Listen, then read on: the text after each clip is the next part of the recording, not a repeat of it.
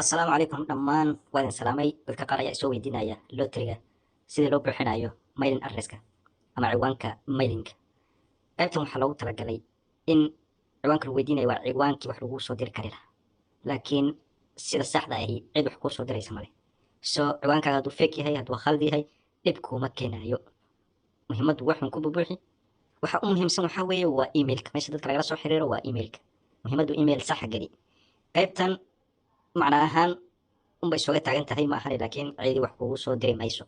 Marka aadu waxaa loogu talagalay adiga haddaadan ciwaan lahayn, ruux kaloo ciwaan leh aad degan tahay ama dariskaa yahay rabta ruuxa kale in warqadahaga lagugu aadiyo, ruuxa kale magaciisa inaad geliso kadibna ciwaankiisa aad geliso.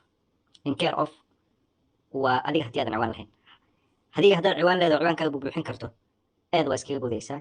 Bidana ciwaankii baad gelinaysaa street numberkii iyo gurigaaga lambarkiisii, zoonkaaga lambarkiisii hadduu jiro, kadibna arresto iskaga boodba.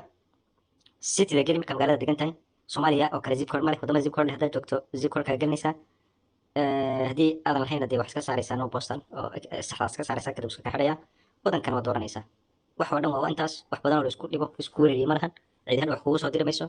Iska buuxi, iskaga day. Waxaan idin rajaynayaa gool.